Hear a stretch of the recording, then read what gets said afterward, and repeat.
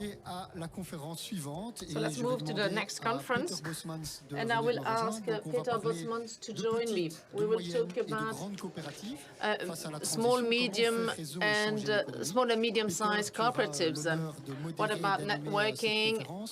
So Peter will moderate that conference. Peter is a board director of FEDECO, a major actor for the cooperatives in Belgium.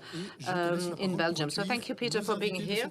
And I will hand it over to you to introduce the participants to this workshop. Welcome at this debate on the impact of cooperatives. Over de impact van de coöperaties op sociaal, ecologisch en economisch vlak. So, we're not going to look at the social and economic impact of cooperative. We are going to look at the ways to have a significant impact, an impact as large, as big as possible. So what is the impact of the local economic growth? Is there a contradiction between seeking for a social impact or an economic impact? Because when talking about cooperatives, we talk about the involvement of members, the way we practice democracy. As Alex has explained, is there a contradiction or not? What is the purpose of our cooperative? We have invited some cooperatives. They are intersectorial cooperatives as well. So much so about the context of our debate.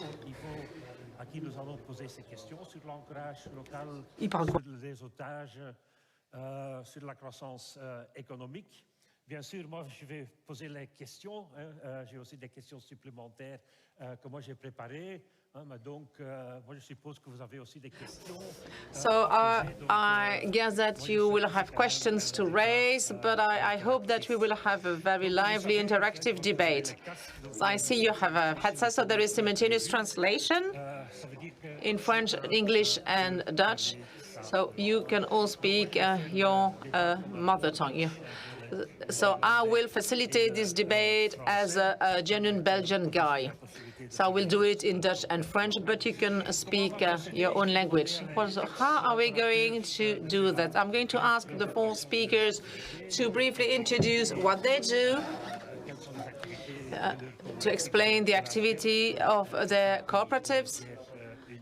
And there is one managing an ASBL, a non-profit-making association. So we will ask to introduce their activity, to speak about the added value of what they do, to talk about the economic, social impact of what they do on society. So could I ask Bernard, the first speaker? Well, you probably all know Bernard Bayot. Bernard Bayot always reminds me of what I experienced when I was young. I don't know if you remember or if you know the Star Trek series of film that always ended by no one else is gone before. So he has very much innovated. He has set up a bank after the 2008 financial crisis. Our financial system almost blew off, and so we actually shifted to a former social and economic period of time, and so we had to think about alternatives, and that is what Bernard has done. So I'll give you 5 to 10 minutes for your presentation. Well, a quick remark first. I'm not the only one who took part in the setting up of this bank. It was part of a cooperative endeavor. So there were dozens, hundreds, thousands, and today 116,000 citizens, as well as 350 civil society organizations that are members and actors and agents for change. So it all starts in 2008 with the financial crisis. Before that, there were already some cooperative and ethical banks that overcame the crisis very well, contrary to systemic bank. You know that in Belgium we have 4 majors which hold 80% of the market. 3 out of 4 went bankrupt had it not been for the government's bailout. So there were some cooperatives or some ethical banks, but very small size banks. So we ask ourselves, how can we change not the model, but the size of the model? Until 25, 30 years ago, in Belgium, there was a strong cooperative banking movement, which had about 30 to 40% of the market until the 90s. But that movement disappeared, and therefore there was a less diversified banking landscape. Therefore, we said ourselves, let's create a local, sustainable Belgian cooperative bank of a certain size. There was already Trias Bank, a subsidiary of the Dutch bank that was operating in Belgium for a couple of years. But unlike Triodos, New B, the name of the bank, would like to make a change, bring about change, and this requires a certain size. So I will give you a brief historical background of New B. For 18 months, we went canvassing all over Belgium because we needed support from all parts of Belgium, Flemish-speaking part, French-speaking part, otherwise it would be meaningless. So we went canvassing different organizations to explain our approach and to try and get their support. Then the cooperative itself was created with the help of 40 organizations that supported the idea. In 2013, a first public campaign was launched. We hope to get 10,000 cooperators within 100 days, which sound crazy. And we had 43,000 cooperators after 100 days, which shows there was a strong expectation in the public opinion. Okay, I'll cut a long story short. We also had some headwinds, and this means that we had to review our development. Creating a bank in Belgium is something that had not happened for 60 years. In 2019, we put forward a request for certification for approval to the Belgian Central Bank. So we started with 40,000 cooperators in 2019. We have more than 80,000 today, and since 2020 we are a certified bank. So we got the good news on January 31st, 2020, and a couple of days later it was a lockdown. So we have some of our staff who never met physically. So as I said, to cut a long story short, all bank services are available to individuals with insurance product, investment products, green loans, savings account, and in the coming months, new products will be made available. Thank you, Bernard. I would like now to welcome Mathilde Leboeuf. She's in charge of Cabas. Cabas is a cooperative of craftspeople in food transition.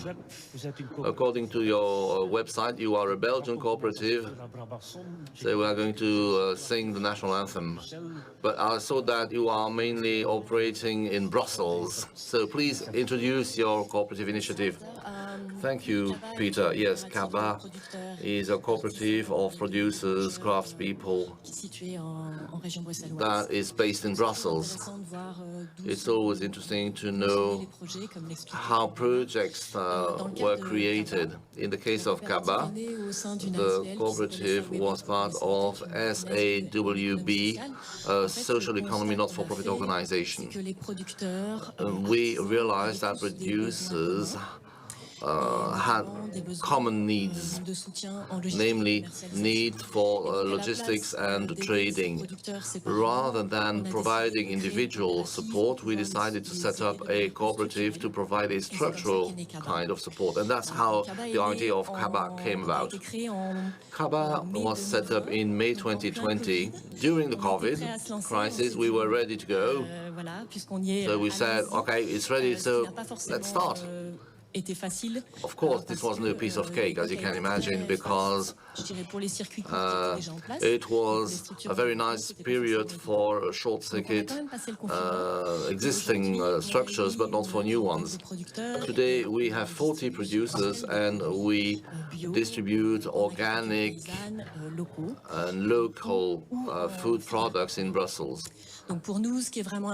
What matters for us is to support producers and to develop organic and local farming in order to get out of agribusiness, which has many biases that you're all familiar with.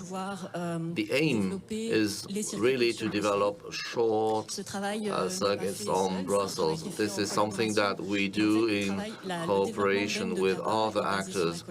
Cabas development is based on collaboration. We have 3 strong collaborations right now, one with Réseau Paysan Cooperative in the province of Luxembourg. It's always interesting to know why this cooperative came about.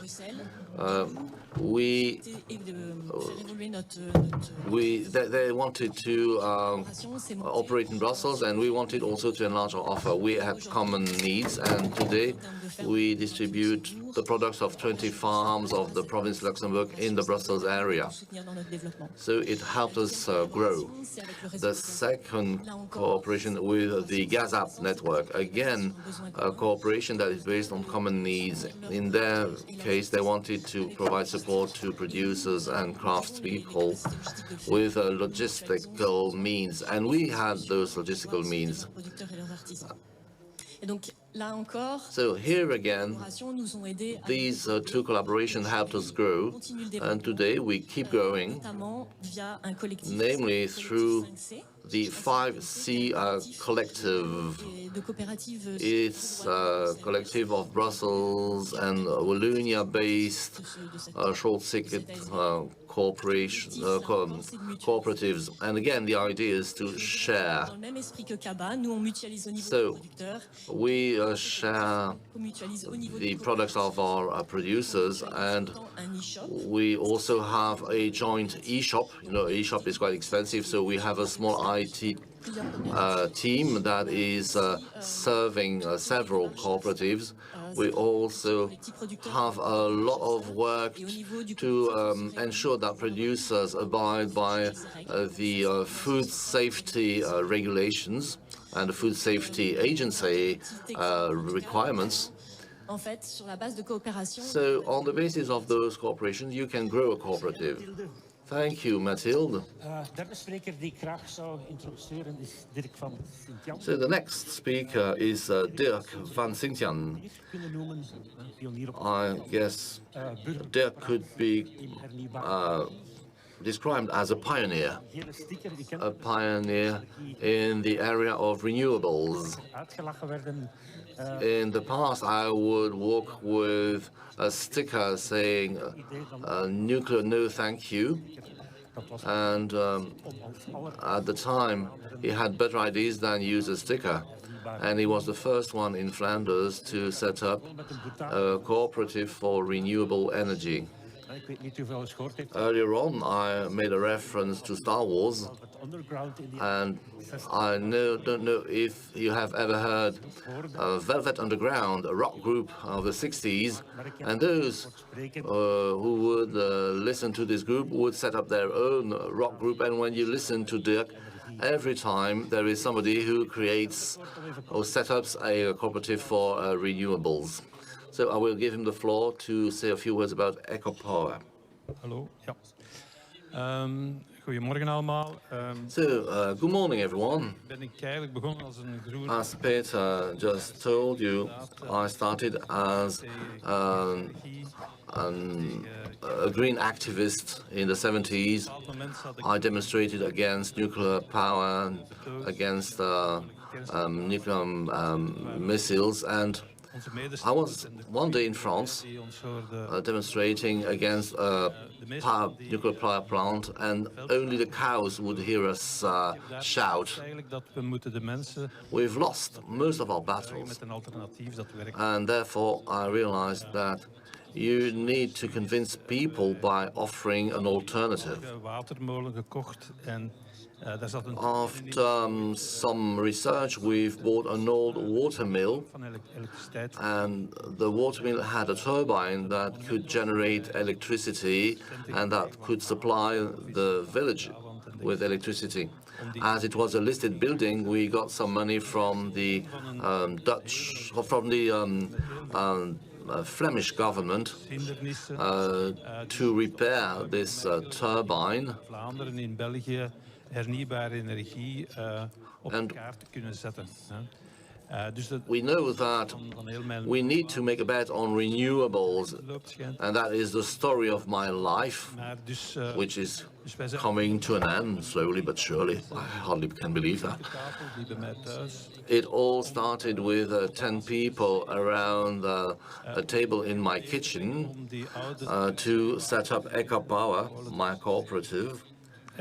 The aim of which was to restore this turbine of the water mill. In the meantime, cooperative has grown.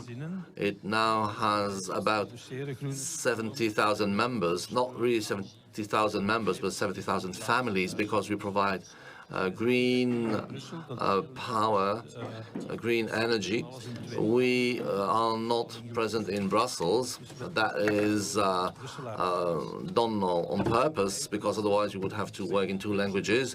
We will leave it up to Brussels people to set up their own cooperative for renewables.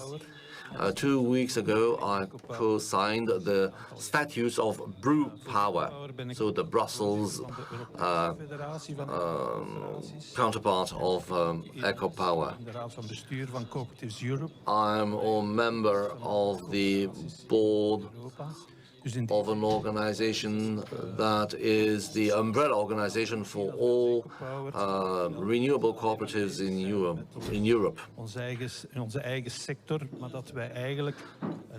Eco-Power is active not just in its own area, its own sector. We indeed would like the whole economy to shift towards a cooperative economy. We believe that economy should be based on cooperation and not on competition.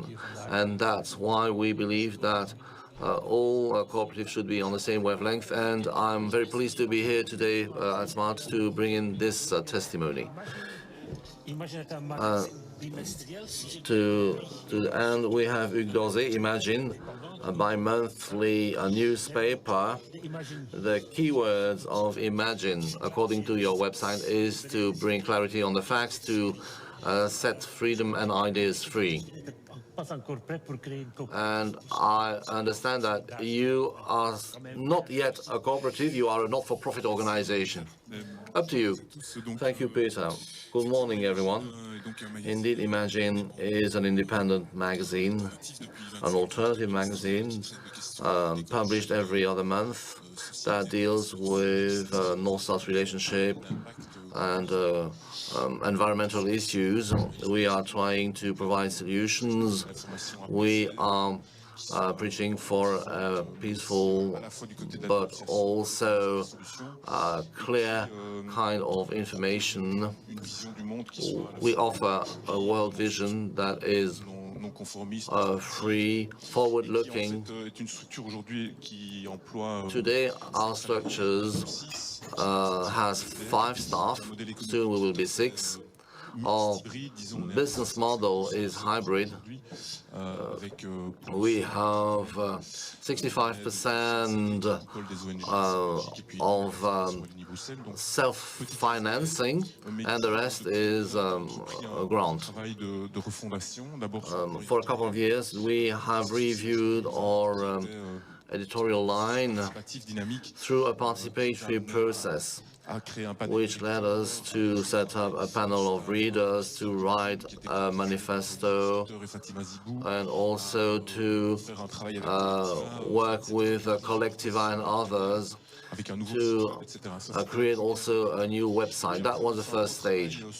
After that, we looked back at our history. 25 years, we were pioneers on ecological transition issues, so we had to review our value, our mission statement, and this was done with the University of Louvain. And today, we are in the next stage, looking at our business model, because the independent press is going through hard times. Together with 6 other magazines, we have created an umbrella organization. You know that the press is going through various difficulties due to the COVID crisis. Also, it's quite difficult to be a book shopkeeper. There's a competition of the GAFAs. Well, I could say a lot about the situation of the press today. And so, together with the support of an advisory agency, we have launched, or we have engaged into a reflection to shift from a not-for-profit organization to a cooperative. So the idea is really to rely on our customer bases, the readers of the magazine, to develop a cooperative projects altogether. So, we don't want to surf on the cooperative mania. We know that this is very trendy, although cooperative exists for quite a long time. But we want this change to be meaningful. We also want to draw the lessons of the past. We did some exploratory work. We asked existing cooperatives what are the good practices. We take time to do a proper job, but we need, of course, to move ahead. We believe that cooperative is the nice format because it is in line with our values. It is also a way to say that a 25-year-old media can renew itself, can develop and shift to something different. And we will involve the readers while preserving the independence of the newspaper.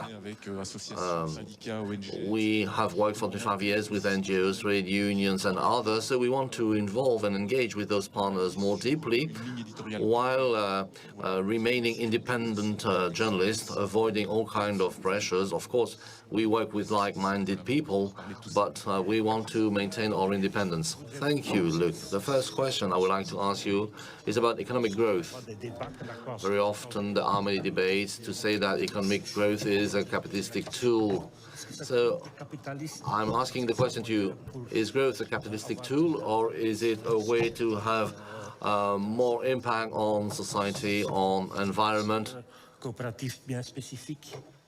What do you think?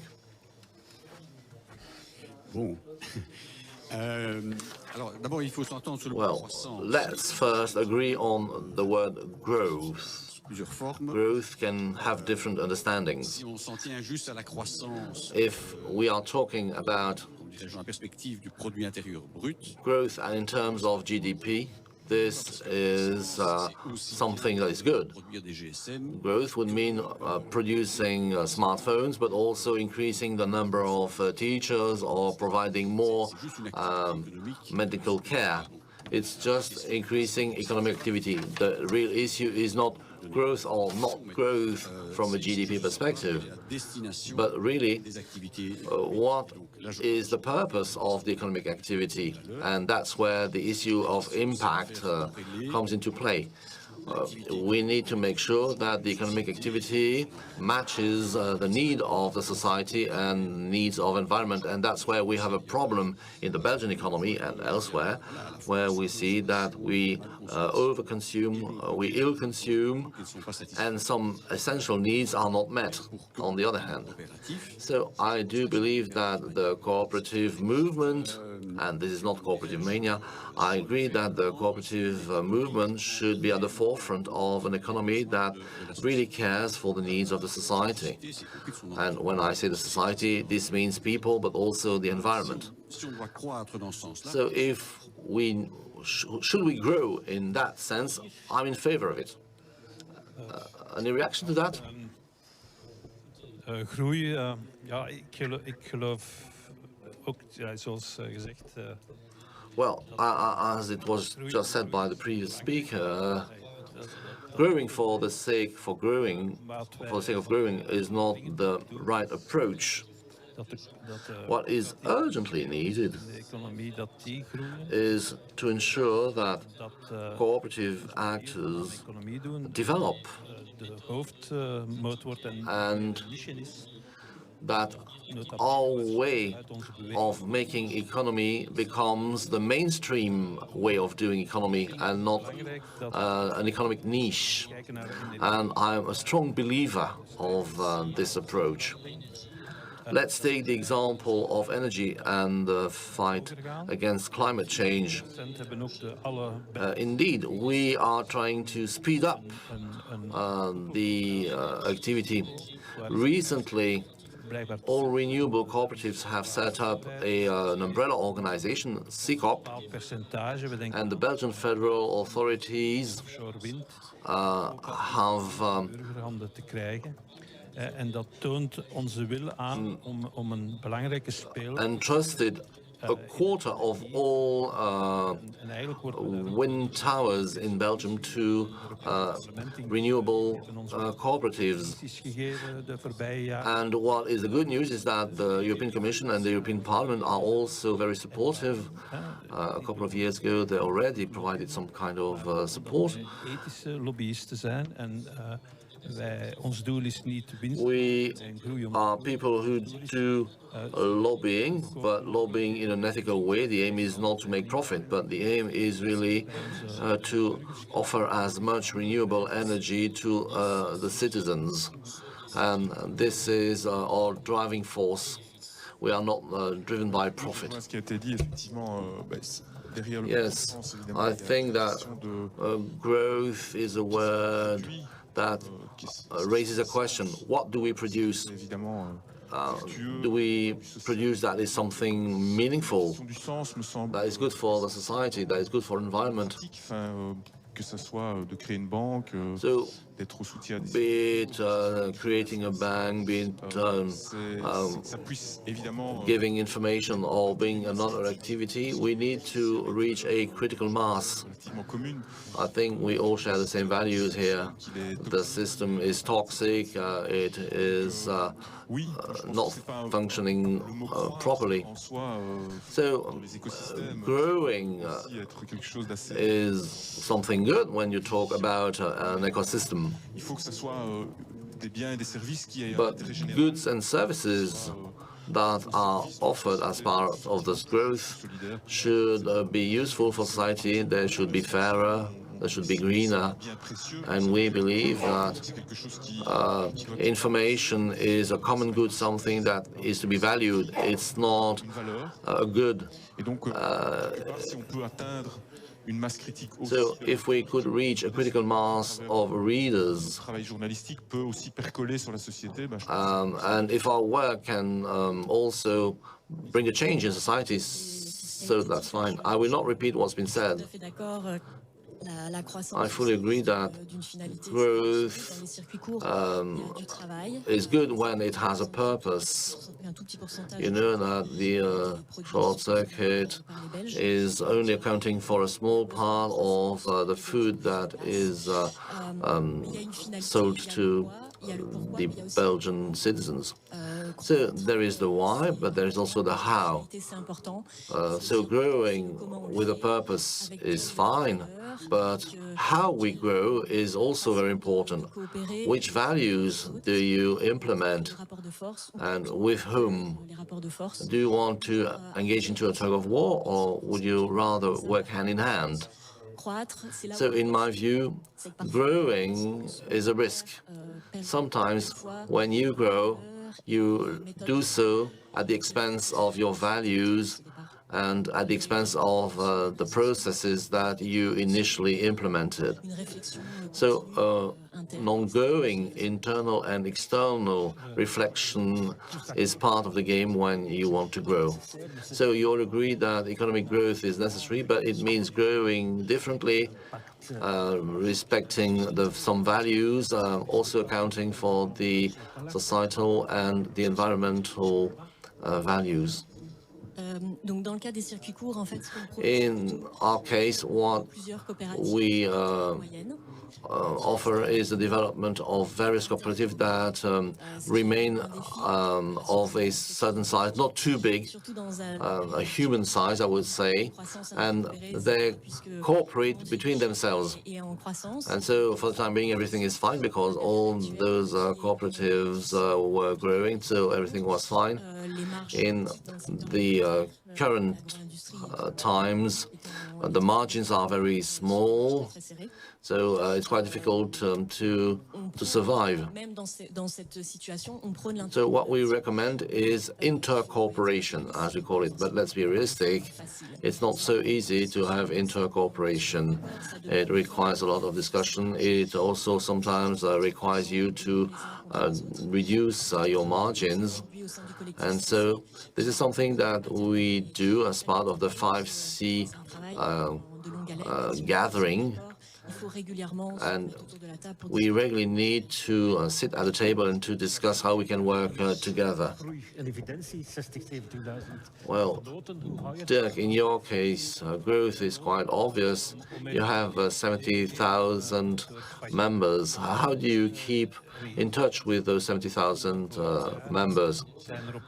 Well, at the end of last year, several energy providers went bankrupt, and that's the reason why 5,000 new members joined our structure, bringing in additional capital, 4 million euros. The problem is that we have to strike a balance between the production and the supply. So we had to close the door because there were too many people who wanted to join the club, too many people who wanted to bring in money, and we could not serve these people and supply them with energy. But this shows that in those times of crisis, our model is the right one. It holds strong in the face of headwinds.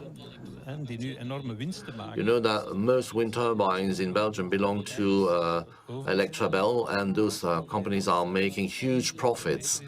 We hope that this will convince Belgian authorities that it would be a better idea to make sure that windmills are owned by cooperatives rather than by big companies. In Belgium and in the Netherlands, there are only 36 renewable cooperatives. Nowadays, we have more than 700 renewable cooperatives, almost one in every municipality. So it took some time to develop, to come up with a large-size investments, large-size projects. But to achieve this, you need an umbrella organization.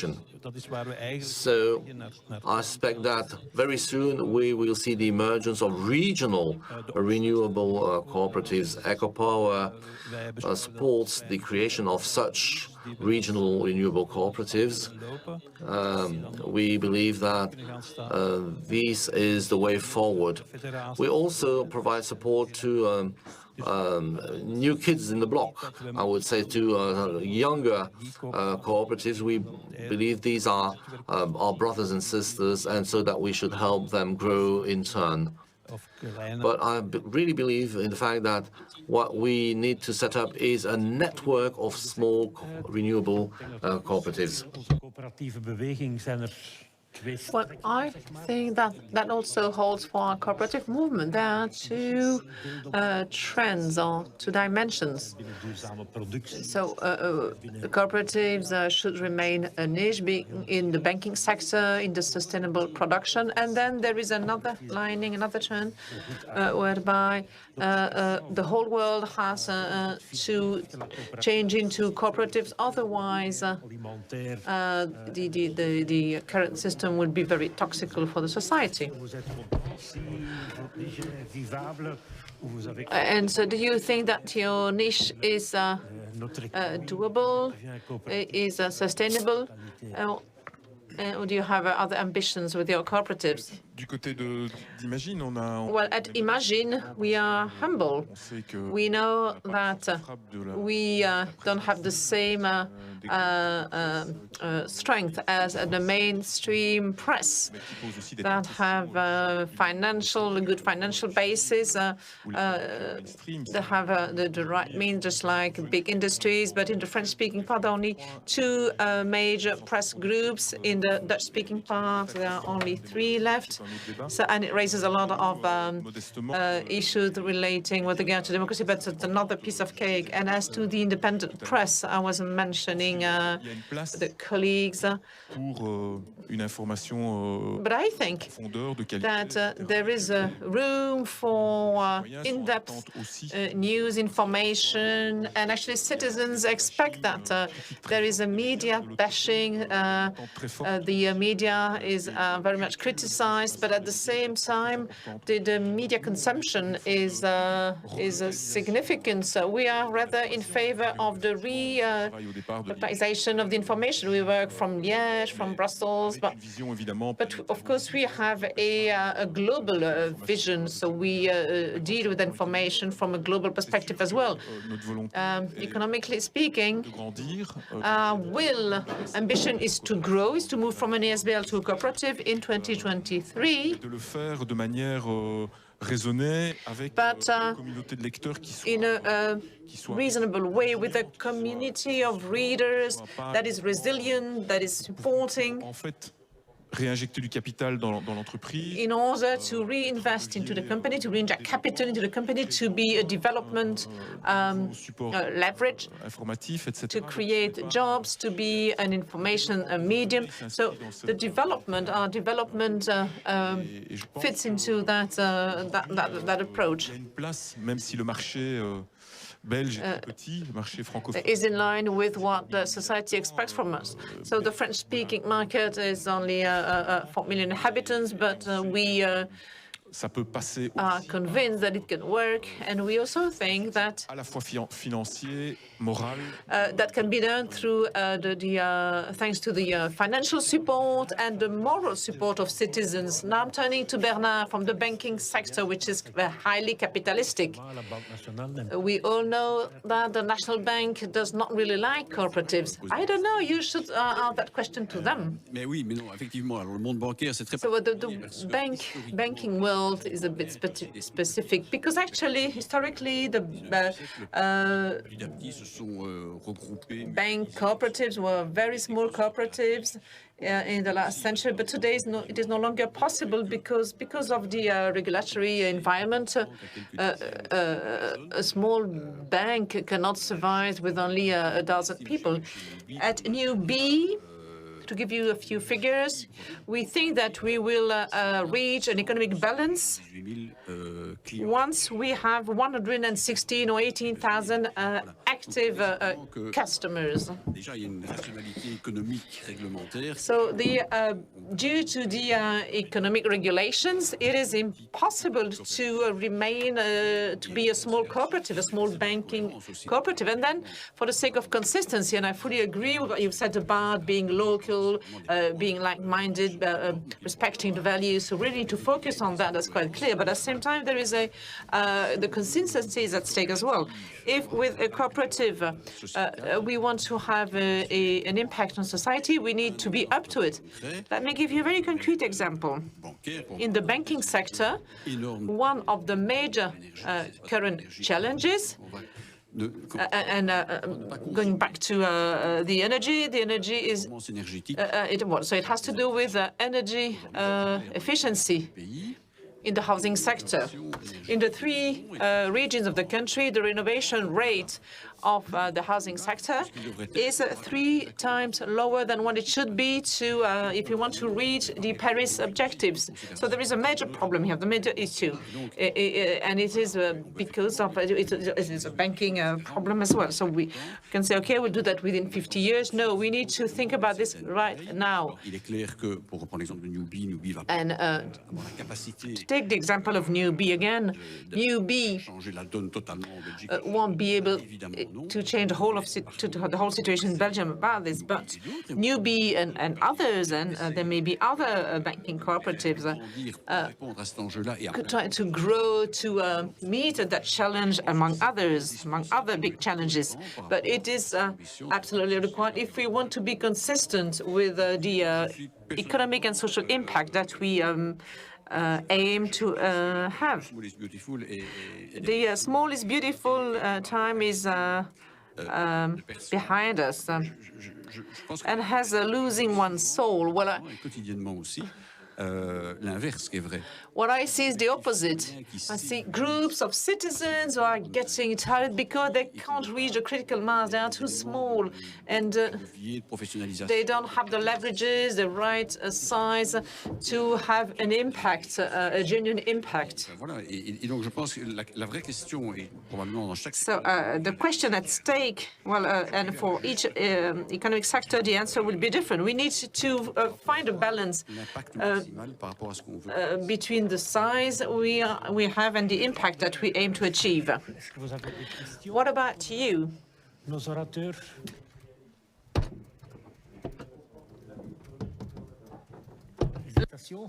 Non.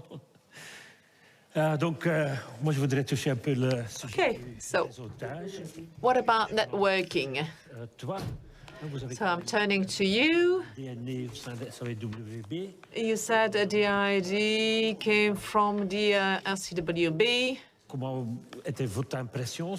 Can you explain how it worked and was it useful for you?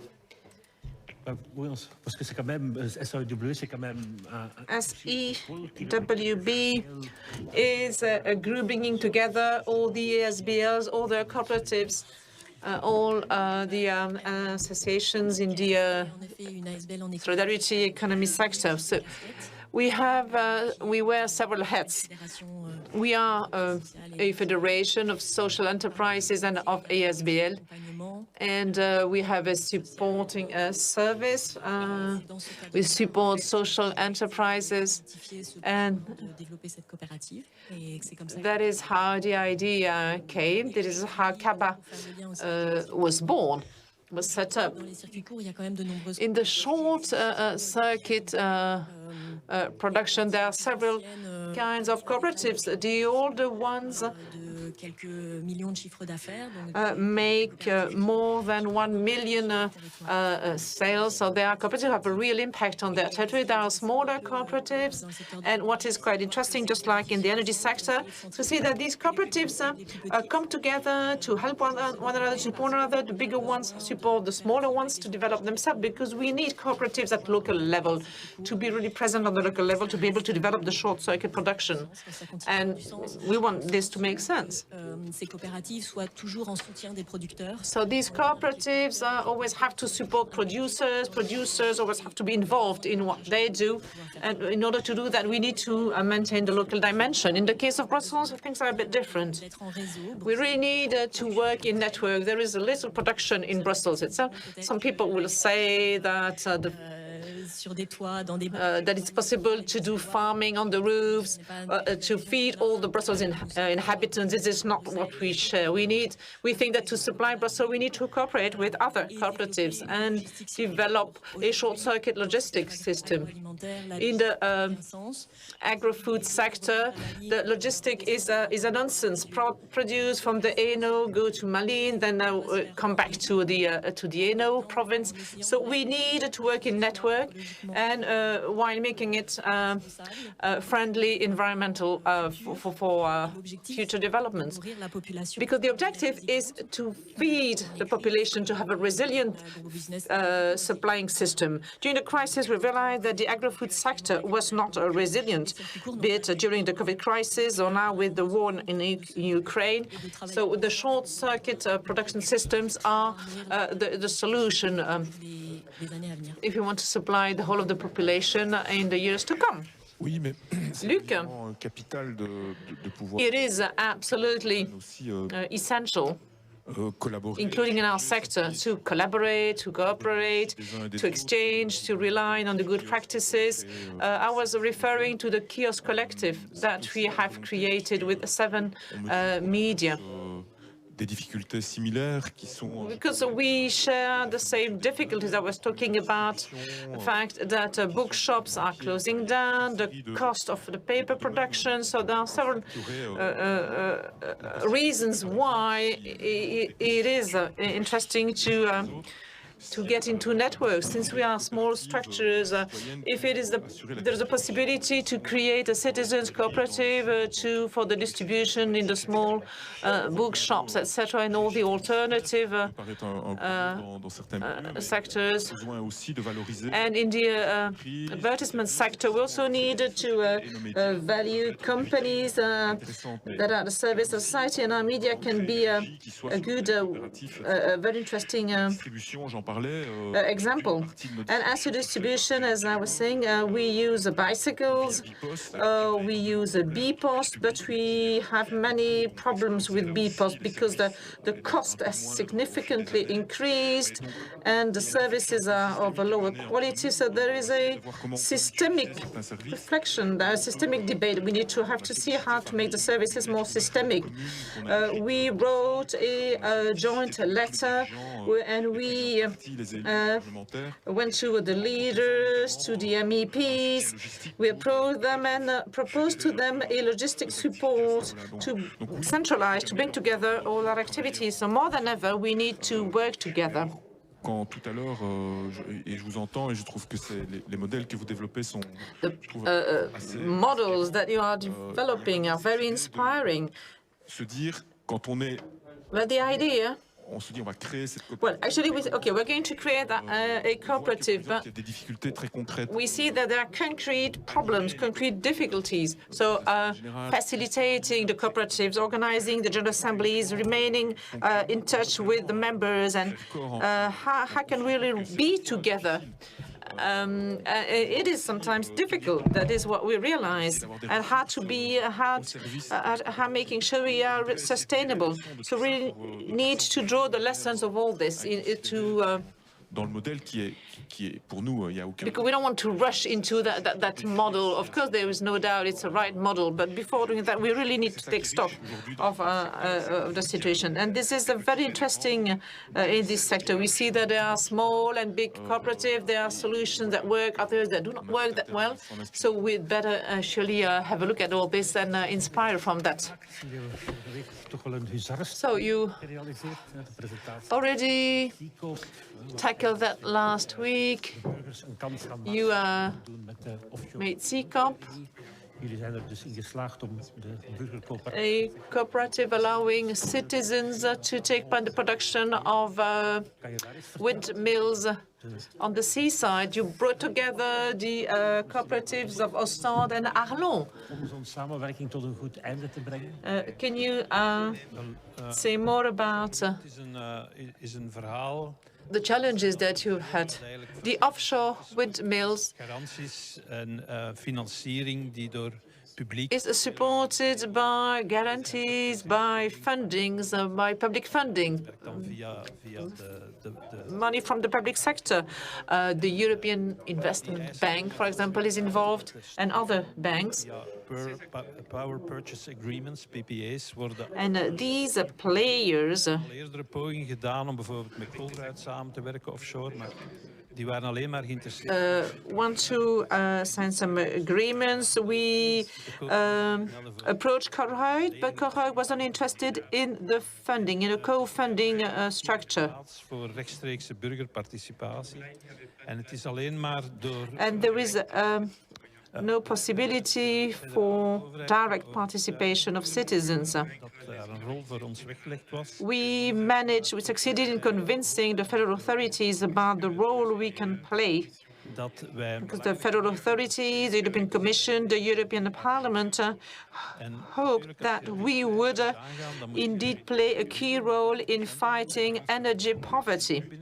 But in order to fight energy poverty, we need resources, we need money. And in our case, it is through the windmills that we can generate funds and we can sell the electricity to the cost at the cost price for people who cannot afford higher prices. And because of that, the federal authorities are convinced that Maar natuurlijk, als wij a certain percentage of the taxation konden samen, can be profitable for citizens.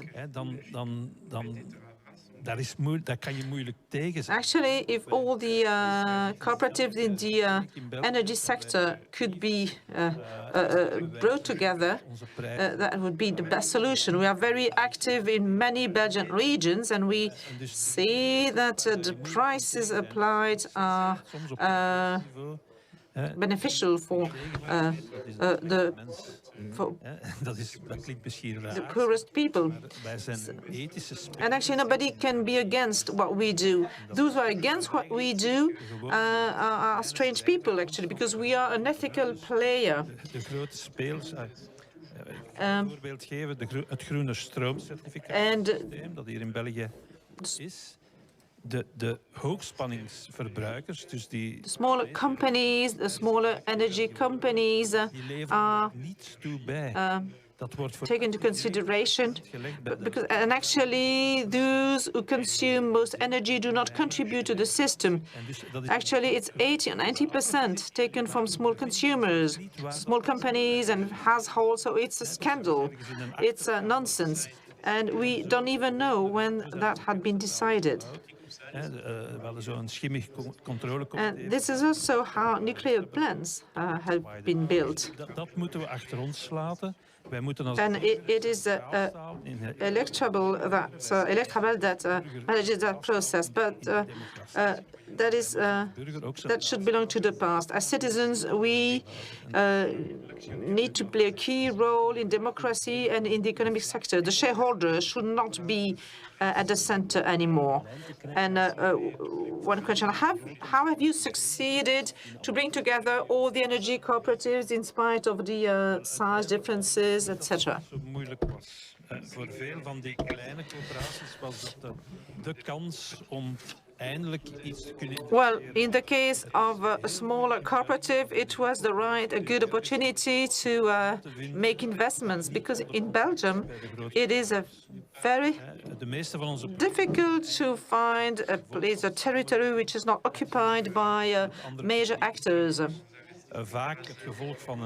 So the investments come from our collaboration with public actors, with municipality, with public tenders. But for many cooperatives in the energy sector, it was a real opportunity to develop. It was a right opportunity to become more professional.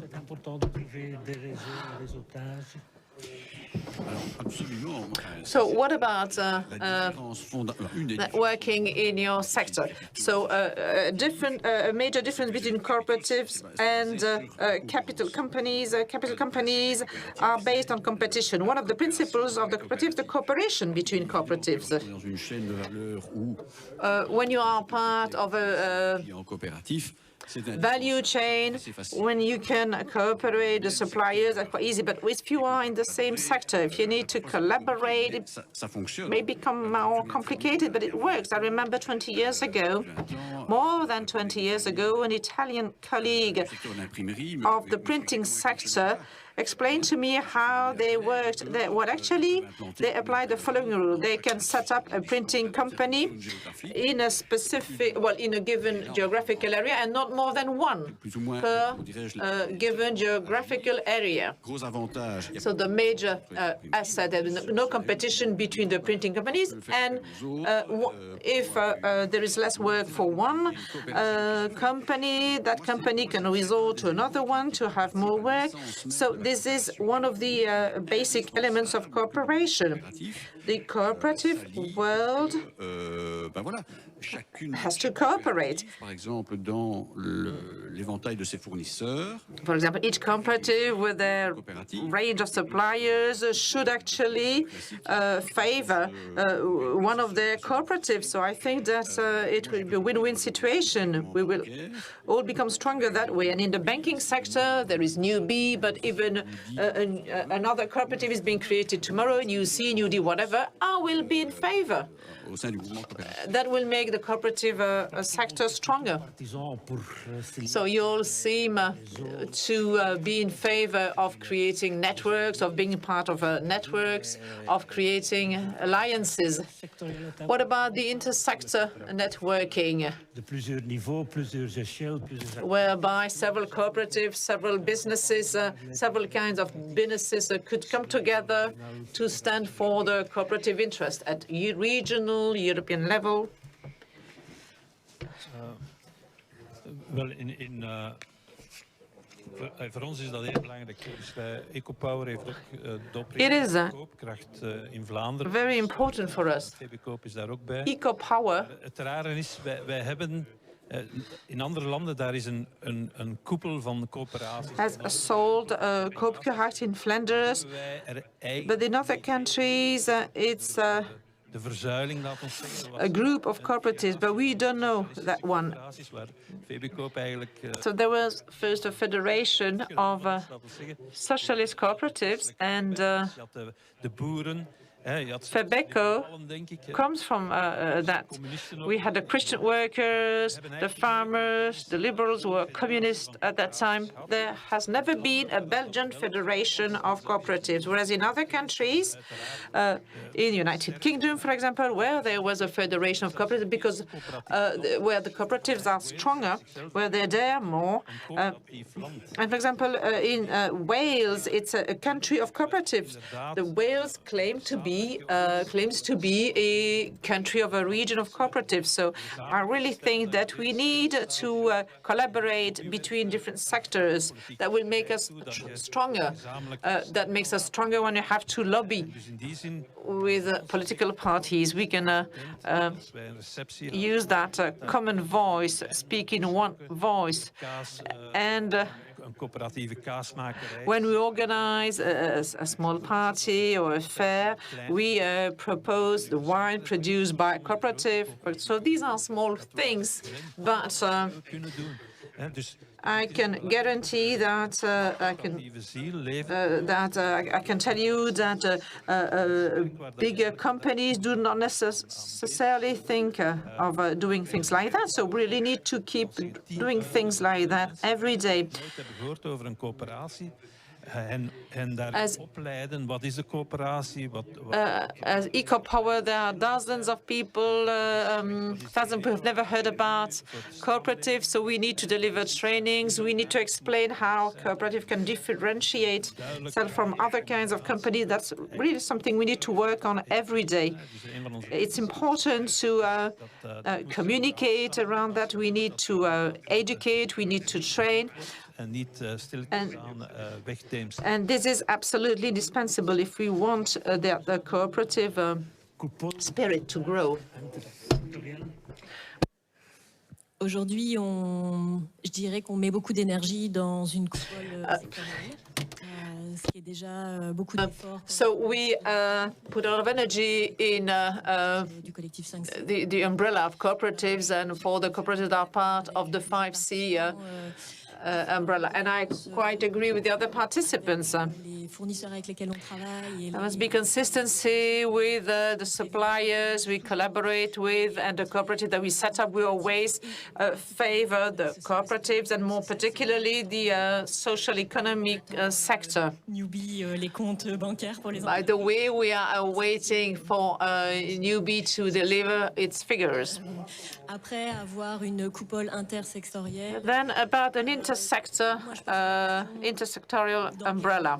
Why, actually? Comme je le disais tout à l'heure, coopérer, il faut What would be the purpose? Because when cooperating, we need to share an objective, to have a common objective. So we need first to set things right. And then if it makes sense, yeah, why not? If we really support the Belgian cooperative movement, why not? But it needs to be clear. What is the objective and what do we want to contribute to? Well, to pick up on what Dirk has said about education and training, this is key for the cooperative sector for two reasons. It's important to train the economists in university, in high schools. They need to be made aware about the cooperative movement. They should be trained in that spirit. I was recently referring to that with the Cyril Mertens at the HEC in Liège. They really have to fight to change, to improve the curricula, to train the next generation of economists, to train them on the future values. And as you were saying, it's important to raise awareness among citizens. Still too many citizens ignore or do not know about the values of the cooperative movement, whereas others have already been convinced, are already part of cooperatives. And what about the purchasing power for these citizens? How will they be able to keep on investing in the cooperatives? So the main challenge is about education, and another challenge is about democracy, but that's another kettle of fish. So how can our politicians turn to the cooperative movement and actually focus on the resilience of that system? So it was important to make a reminder about these double dimension. Well, just to say that we are just a small, poor country in Belgium. We are very far away from what's happening elsewhere. For example, the cooperative principle is part of the Italian constitution. We're talking about education. Well, cooperatives in Italy must, under the law, share or invest part of the profits in funds that will be used for the education sector, money that will be used to fund the creation of cooperatives, the same in France. Cooperatives contribute to set up funds that will be used to create startups, etc. So we are very far from that in Belgium. So it is an emergency. We really have to work together and really need to promote the cooperative system. Goed om op te merken dat. Well, one more important remark. In the eyes of the European Commission and European Parliament, all cooperatives are part of social economy. Dan denken we aan beschutte werkplaatsen en zo, maar het kan I know that maar eigenlijk in Belgium, alle coöperaties tot de sociale economie. when we talk about social economy, we might think of shelter for disabled people. Mutual funds are also part of the social economy. And this makes a whole difference, because when a municipality is looking for a partner to install solar panels, Kijk, wij zoeken een partner die maakt van de sociale economie, omdat dan de winsten lokaal blijven of ingezet worden voor andere sociale ecologische doelen. Social economy actors can be involved because they are part of the social economy. So we as cooperative, we should stand up to say we too are part of social economy, that we too can offer alternative solutions to the current neoliberal model, a model that is creating a lot of losers in this capitalistic model. S'il vous plaît. So, I will ask a question in English. No problem. Yeah, my name is Joseph, and yeah, the discussions are quite interesting. I like what you're sharing, and I have 2 questions. I will make them very short. Mathilde, you mentioned something about the supply chains and the global value chains, the value chains, that is. And currently, we have been seeing how the disruptions in the value chains because of the COVID or climate change or the Ukraine-Russian conflict. What do you think would be the role of cooperatives, or how can cooperatives contribute to the, reshaping and restructuring of the value chains? What role could cooperatives play? And a second question is how, the way you were discussing about the networking, how can cooperatives collaborate together, to network together to see what role they can play, and also in a way to increase or enhance their importance or their visibility, how can they communicate what they are doing, and to see governments recognizing the role of cooperatives. And as you have mentioned about the social and solidarity economy, I know this is a topic that is ongoing and is the topic of the day. And cooperatives are, let's say, one of the key components of the social and solidarity economy.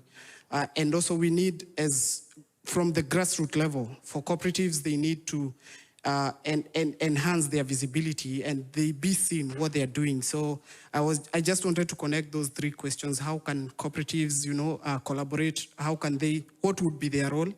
And how can they collaborate in the restructuring? In the wake of recovery, how can they collaborate? Also, how can they network together in different sectors? Sectorial organizations work together to ensure that their role is seen, and also how can they communicate their contributions? Thank you. C'est une question assez dense. Well, it's a very dense question. As part of the short food supply chain, there is indeed a structure that is put in place between cooperatives. Cooperatives are local ones at the province level.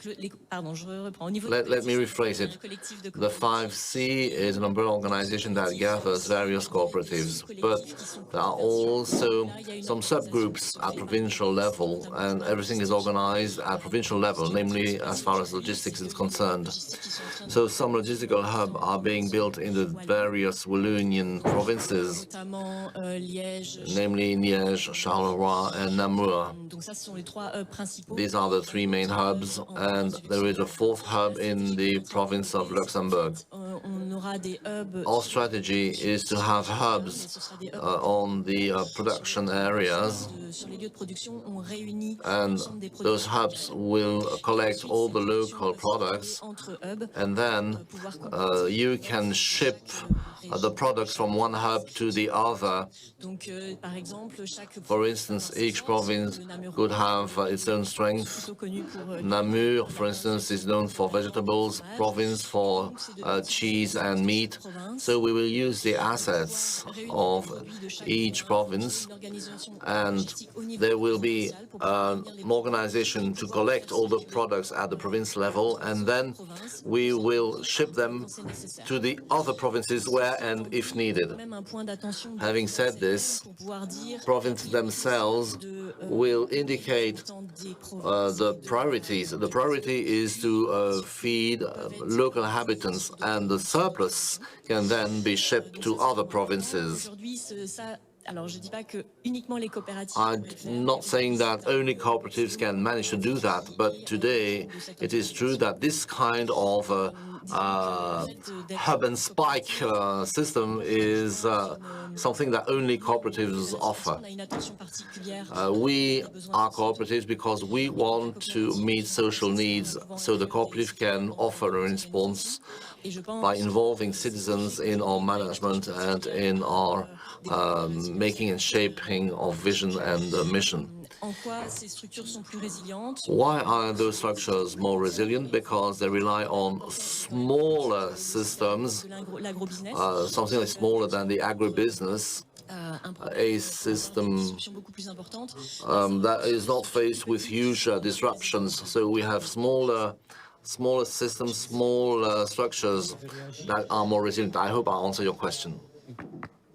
Another answer? Yeah, in the energy sector,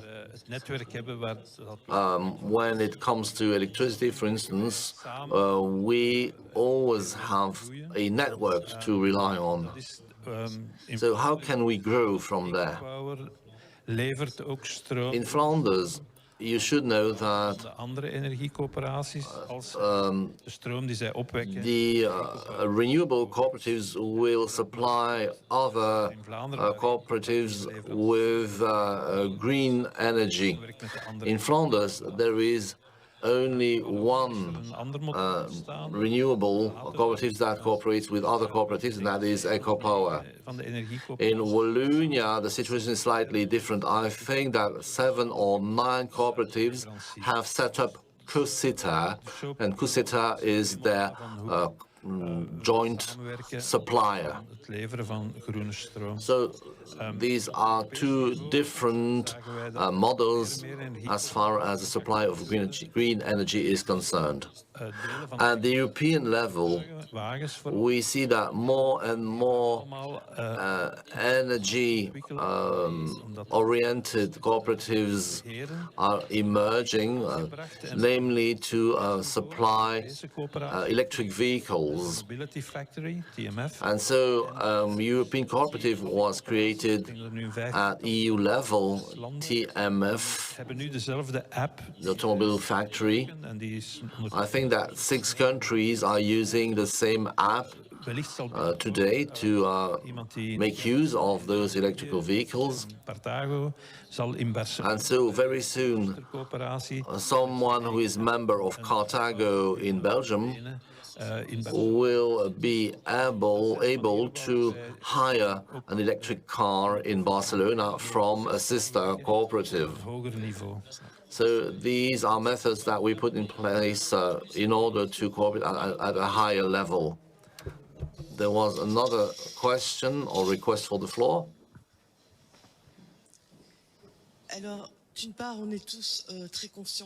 We are all pretty aware of the ecological challenge. The ICCP report has been published. We all want to engage in meaningful activities, but we should also remember that the energy performance is an area where Belgium is very bad. How come that the authorities have reduced VAT on fossil fuels, gas and electricity, without putting quotas in place at the same time? The rationale goes against the polluter pays principle. We are not trying to make people more aware of the CO2 emissions per dwelling.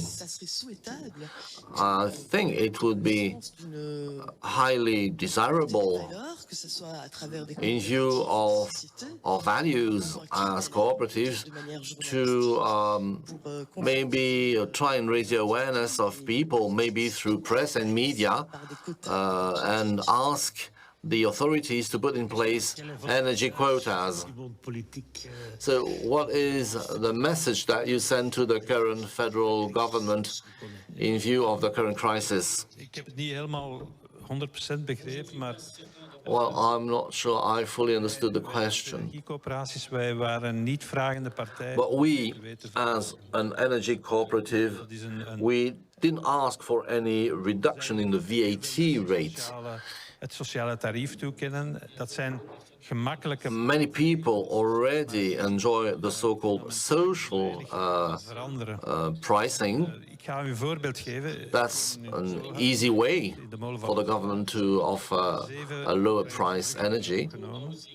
I myself am living in a co-housing dwelling. We have 7 Ukrainians that have joined us, and we now enjoy the social pricing for gas and electricity. We live in a building that needs a refurbishment, but EcoPower has paid €100 to each of its members. Our prices have not increased a lot, and so the €5 million that were paid to our members should have been better used in a structural investment, I believe. So, what about the political world? Well, for them, the easy way is to give money to the municipality, to give money to the citizens through a bonus or a grant or a premium. But taking the right measures is something that is much more difficult for the policymakers. Because those measures would be quite unpopular. I'm just back from a travel to Greece. Before the Ukrainian war, 40% of the Greek people were already not able to pay their energy bills. Today, 80% of them are no longer able. What happens is that Greek people no longer pay their bills. Simple as that. So we run the risk of having the whole system collapsing. If Belgian people no longer pay their energy bills, the energy companies will go bankrupt. You might wonder why there are only 2 suppliers in Brussels. That's simply because a lot of people in Brussels don't pay their energy bills. So it might also be very difficult for us as a cooperative to survive if our members would no longer pay their bills.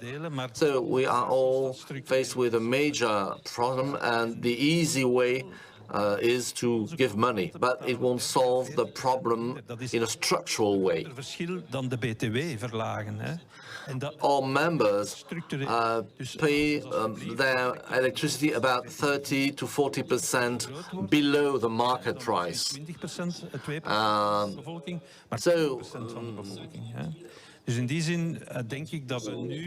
We would like to have more and more members so that no longer 10 but sooner 20% of the population could enjoy this pricing. And the time of crisis is the right time for people to unite. So we should make use of this crisis to force the authorities to get rid of the current business model. I believe that household and small companies should be taken out from the market, the liberal market. Yes, Bernard.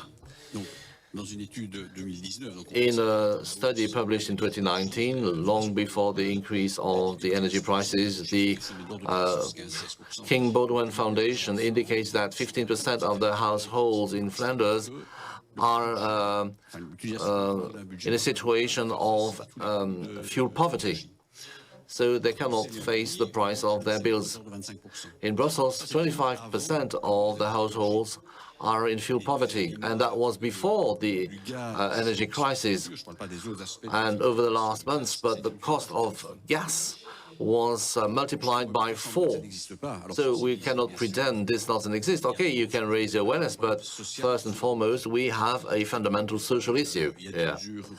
So some emergency measures were taken. Okay, some emergency measures were needed. So was the right thing to do reducing VAT to 6% or not? We can discuss this. But there was an urgent need that needs to be taken up. The next question is, what do we do in the medium term? So we should not oppose the social and environmental aspects because they go hand in hand. So you might speak about tenants, that's a different story, but amongst owners,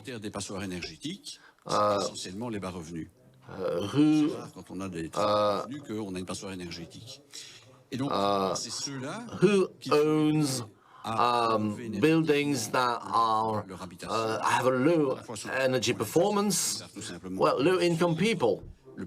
If you have a rich owner, you won't have a building with a poor energy performance. So you need to support them to improve the energy performance of their buildings. So a strategy should be developed to foster the energy performance accommodations of lower and middle-class people. And that's where the bank sector has a role to play. Okay, it's now noon. So maybe a last question, if any? No, no question? No, oh yes, a very last one. No, not without a mic, otherwise it cannot be translated.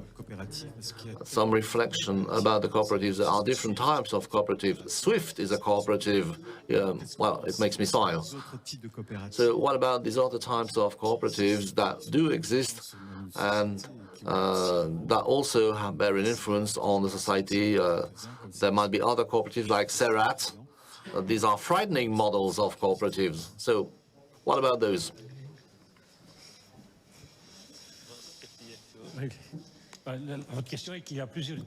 Well, you say there are different types of cooperatives.